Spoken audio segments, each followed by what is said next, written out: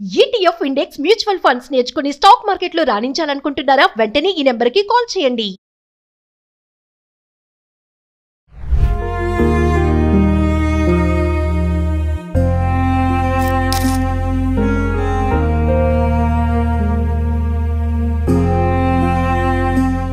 Animal lovers కొంచెం జాగ్రత్తగా ఉండండి.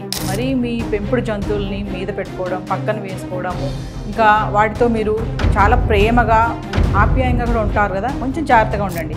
రాష్ట్ర ఛాంపియన్షిప్ కబడ్డీ ప్లేయర్ విజయ్ సోలంకి విషయంలో జరిగిన ప్రమాదం చూస్తున్నారు కదా. కుక్క కాటుకి చిన్నపాటి నిర్లక్ష్యం వల్ల ర్యాబిస్ వ్యాధి సోకి ఆయన మరణించడం జరిగింది. నమస్తే, welcome back to Suman TV. ప్రస్తుతం మనతో పాటు ఉన్నారు consumers affairs committee chairman Mandari Krishna Reddy గారు. సార్తో మాట్లాడదాం. నమస్తే సార్. నమస్తే అమ్మా.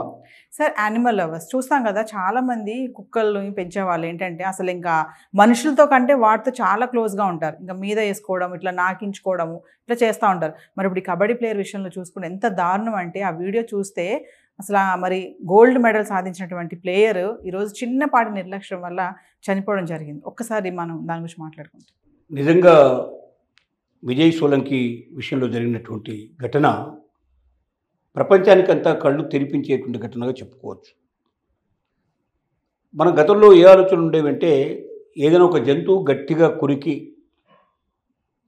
బాగా కుక్కలు కానీ, లేకపోతే పిల్లులు కానీ, లేకపోతే పెంపుడు జంతువులు చాలా గట్టిగా కొరికినప్పుడు మాత్రమే రాబిస్ వ్యాధి వచ్చే అవకాశాలు ఉంటాయని అనుకుంటూ ఉండేవాడు.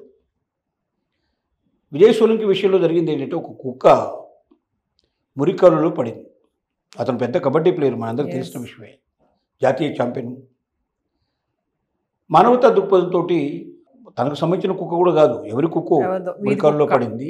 ఆ మురికిలో కూడా దిగి, ఆ మురికిలోంచి దాన్ని బయటికి తీసి దాన్ని జాగ్రత్తగా తుడిచి క్లీన్ చేయించి తర్వాత సరే దానికి సంబంధించిన వాళ్ళు ఎవరికో అప్పచెప్పి ఉంటారు. ఏదో జరిగింది ఇక్కడ పరిస్థితి. కానీ ఈ మధ్యలో జరిగిన విషయం ఏంటంటే, ఆ కుక్క అతని వేలును పట్టుకొని కొంచెం కాటేసినట్టుగా, అది కూడా గట్టిగా కూడా కాదు, మామూలుగా జరిగిపోయినట్టుగా, మామూలుగా అన్ని కుక్కలు ఎలాగైతే పెంపుడు కుక్కలు ఇట్లా పట్టుకున్నప్పుడు చేతిని ఇట్లా ముట్టుకోవడం పట్టుకోవడం ఇట్లా జరిగినట్టుగా జరిగింది. తను దాన్ని పెద్దగా సీరియస్గా తీసుకోలేదు, ఏదో మామూలుగా నోట్లో పెట్టుకుంది అనే పచ్చలోపలే వెళ్ళాడు. కానీ అది ఏమైందంటే రాబిస్ వ్యాధి. ఈ రాబిస్ వ్యాధి కుక్కలు కానీ పెంపుడు జంతువులు ఏమైనా కానీ వాటి వల్ల వచ్చేటువంటి వ్యాధి ఇది. ఈ వ్యాధి అతనికి సోకింది, అతను గమనించలేదు. 24 అవర్స్లో దానికి తగినటువంటి ఇంజెక్షన్స్ తీసుకొని ఉంటే అది ఆటోమేటిక్గా తగ్గిపోయే అవకాశాలు ఉంటాయి.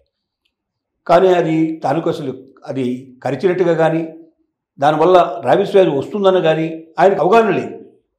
అందువల్ల మామూలుగానే ఉన్నాడు. కానీ ఒక వారం రోజులు తిరిగే లోపల అతని లోపల భయంకరమైనటువంటి పరిస్థితులు, దేనిని చూస్తే భయపడటం, నీళ్ళని చూస్తే భయపడటం లాంటివి, రకరకాలుగా పలవరింపులు, అతను పిచ్చివాడయ్యేటువంటి పరిస్థితి ఏర్పడింది. చూస్తుండగానే అతనికి ట్రీట్మెంట్ ఇచ్చినా కూడా ఆ తర్వాత ట్రీట్మెంట్ పనికిరాని పరిస్థితి ఏర్పడింది. తర్వాత అతను చనిపోయాడు. అంటే రాబిస్ వ్యాధి ఇంత భయంకరంగా ఉంటుందని అతని నుంచి తెలుసుకునే అవకాశాలు ఏర్పడ్డాయి. గతంలో కూడా సంఘటనలు చాలా ఉన్నాయి. కానీ గట్టిగా కరిచి రక్తం వచ్చేటట్టుగా అయినప్పుడు మాత్రమే డాక్టర్ దగ్గరికి వెళ్ళడం, వెంటనే రాబిస్కి సంబంధించిన ఇంజెక్షన్స్ ఇవ్వడం. అంతకుముందు బొడ్డు చుట్టూ ఇచ్చేవాడు. ఇప్పుడు బొడ్డు చుట్టూ ఇవ్వాల్సిన అవసరం లేకుండా దానికి పద్ధతి కూడా ఏర్పాటు చేశారు. ఇప్పుడు మామూలు ఇంజెక్షన్ రూపంలో ఇచ్చేటువంటి పరిస్థితులు కూడా ఇప్పుడు ఏర్పడ్డాయి.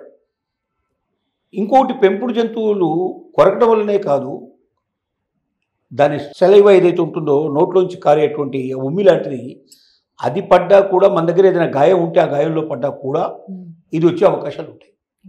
అంటే కొరికినప్పుడు జరిగేది ఏంటంటే, ఆ సెలైవా మన ఒంట్లో రక్తానికి తగులుతుంది. తగలడం వల్ల ఈ రాబిస్ వ్యాధి వస్తుంది. మామూలుగా ఎవరికైనా గాయం ఉండేవాళ్ళు కూడా జంతువుల దగ్గర తీసుకొని, పెంపుడు జంతువుల దగ్గర తీసుకున్నప్పుడు అది ఇలాగా నోటితో ఇలా అనుకుంటున్నప్పుడు సెలైవా ఒక్కోసారి జారి పడుతుంది. అలా జారి ఒకవేళ ఆ గాయం మీద పడ్డా కూడా ఈ రాబిస్ వచ్చే అవకాశాలు ఉన్నాయి. కాబట్టి ప్రపంచవ్యాప్తంగా జంతు ప్రేమికులు చాలామంది ఉన్నారు. ప్రేమించండి, జంతువులు తప్పులేదు. కానీ దాంతో మనం దగ్గర తీసుకుంటున్నప్పుడు కొరికే అవకాశాన్ని కానీ, ఆ సెలైవా మన మీద పడే అవకాశాలు కానీ, మనకేదైనా గాయమైనప్పుడు ముఖ్యంగా దాని గాయం మీద పడే అవకాశం కానీ ఇలాంటివి లేకుండా చూడాల్సిన అవసరం ఉంది. చాలా జాగ్రత్త పడాల్సిన అవసరం ఉంది. చాలామంది అయితే అసలు దాని మీద పెట్టుకుని పడుకుంటూ ఉంటారు, వాటితో ఉంటారు, వాటితో ఆడుతూ ఉంటారు, వాటితో జీవితంతో గడుపుతూ ఉంటారు. కానీ ఎక్కడ ఏ చిన్న పొరపాటు జరిగినా, ఎందుకంటే మనకి ఎప్పుడు ఏ గాయం అవుతుందో మనకే తెలియదు. చిన్న చిన్న గాయాలైనా సరే ఆ సెలవు వచ్చి దాని మీద పడితే ఆటోమేటిక్గా మనకు రాబీస్ వస్తుంది అనే విషయం మనకు తెలియదు. 24 అవర్స్లో మనం ఆ ఇంజెక్షన్స్ తీసుకోకపోతే తర్వాత తీసుకున్న దానివల్ల లాభం లేదు. తర్వాత వాళ్ళలో రకరకాల లక్షణాలు, పిచ్చి లక్షణాలు, డిప్రెషన్ లక్షణాలు వచ్చేస్తాయి. ఆ తర్వాత వాళ్ళు ఆటోమేటిక్గా చనిపోవడానికి కూడా అవకాశాలు ఉన్నాయి. అంటే కోరి మరణాన్ని తెచ్చుకోవడం, ఒక జంతు ప్రేమికుడుగా నా జంతువులు నేను ఆడుకోవడంలో తప్పులేదు, కానీ దానివల్ల మరణం కూడా సంభవిస్తుంది అనే విషయం మనం తెలుసుకోకపోతే ఇంత పెద్ద ప్రమాదానికి కారణమయ్యే పరిస్థితి ఏర్పడుతుంది. కాబట్టి జంతు ప్రేమికులందరూ జాగ్రత్త పడాల్సిందే. ఇక నుంచి తమ పెంపుడు జంతువుల్ని దగ్గరికి తీసుకుంటున్నప్పుడు ఏమాత్రం కూడా కొరకడానికి వెళ్ళలేని పరిస్థితి, అలాగే వారి సలైవ ఏదైతుందో అది మన మీద పడకుండా చూసుకోవాల్సిన పరిస్థితి, మనకు గాయాలున్న వాళ్ళు ఇంకా జాగ్రత్త పడాల్సిన పరిస్థితి ఉంది. ఈ సంఘటన చాలా లక్షల కోట్ల మందికి కనువిప్పు కలగాలి. ఇంకా భవిష్యత్తులో పెంపుడు జంతువులతో మనం ప్రవర్తించే విధానంలో మార్పు తెచ్చుకోవాలి. వీళ్ళంతవరకు వాటిని దూరంగా ఉండి మనం సంతోషపడాలి, కానీ దగ్గర తీసుకొని పిల్లల్లాగానే మనం కూడా దాన్ని ఆడిస్తూ పాడిస్తూ మనం ఆనందపడాలి, సంతోషపడాలి అనుకుంటే మన ప్రాణాలు కూడా పోయే పరిస్థితి ఉందనే విషయం గ్రహించాల్సిన అవసరం ఉంది.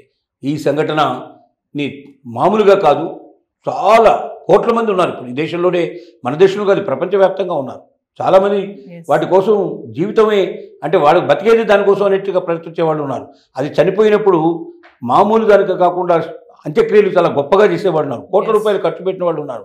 అమెరికా లాంటి దేశంలో పెంపుడు కుక్కలకి, పెంపుడు పిల్లలకి కోట్లాది రూపాయలు వాళ్ళు చనిపోయిన తర్వాత వాళ్ళ ఆస్తులు కూడా దానికి దానం చేస్తారు. అంటే ఇంత బాగా జంతు ప్రేమికులు ఉన్నటువంటి ప్రపంచంలో జంతువుల ద్వారా ఇలాంటి ఒక ప్రమాదకరమైన పరిస్థితి ఉందనే విషయాన్ని గ్రహించాల్సిన అవసరం, తెలుసుకోవాల్సిన అవసరం. జంతువుని మనం తెచ్చుకున్నప్పటి నుంచి దాన్ని పూర్తిగా మనకు దూరంగా ఉంచేదాకా ఈ జాగ్రత్తలు పాటించకపోతే కోరి ప్రాణాలతో ముప్పు తెచ్చుకునే పరిస్థితి ఏర్పడుతున్న విషయం గ్రహించాల్సిన అవసరం ఉంది. Thank you.